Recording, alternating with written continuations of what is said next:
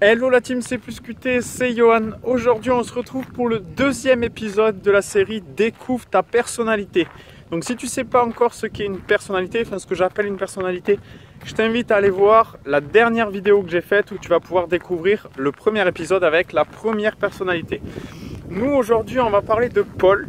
Paul qui a la personnalité schizoïde. Donc Paul lui en fait dans son enfance il a vécu des traumatismes émotionnels intenses qui font que aujourd'hui, c'est quelqu'un qui va être énormément stressé, énormément angoissé, anxieux juste avant un match. Il va se créer tout un tas de scénarios qui peuvent se passer, donc il va être dans le futur, ou alors il va se rappeler tout ce qui s'est passé mais dans son passé, et du coup il va juste oublier d'être là, présent, ici et maintenant, et ça crée énormément de stress et de frustration pour Paul.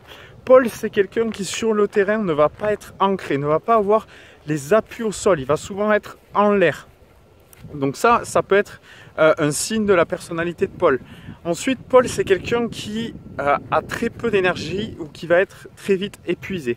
C'est-à-dire qu'à un moment donné, il peut ne pas avoir donné énormément physiquement. Il peut être épuisé juste parce qu'il fuit en fait dans sa tête.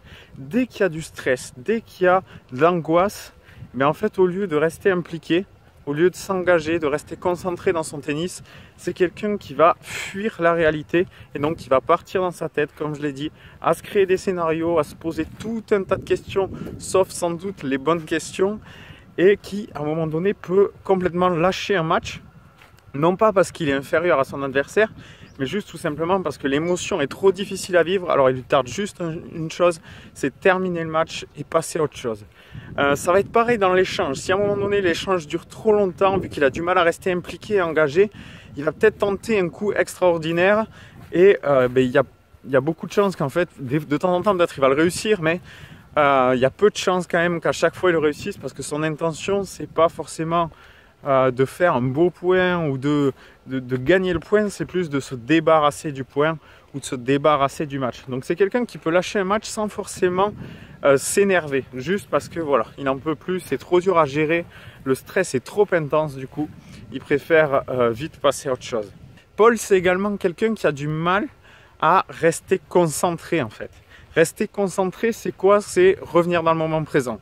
Donc Paul, je l'ai dit, il fuit dans sa tête, donc il a du mal à être ici et maintenant, dans l'ici et maintenant. Du coup, Paul, je l'invite à aller voir ma vidéo sur les rituels qui s'appelle « Pourquoi Rafael Nadal a-t-il des rituels ?» et qui peut l'aider à revenir dans le moment présent, à revenir en fait, à se réancrer dans son match.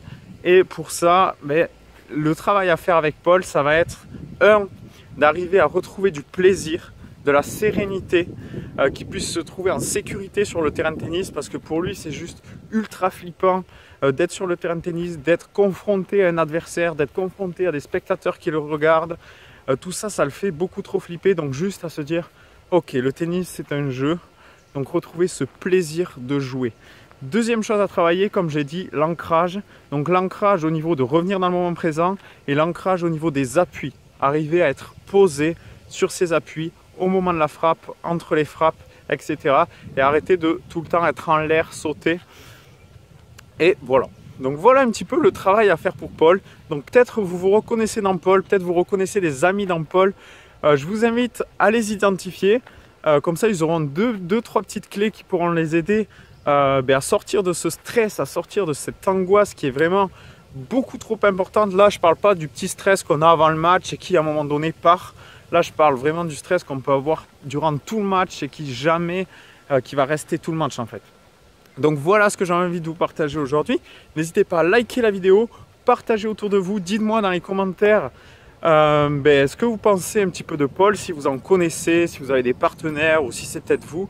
Et nous, on se retrouve demain dans la prochaine vidéo. Ciao!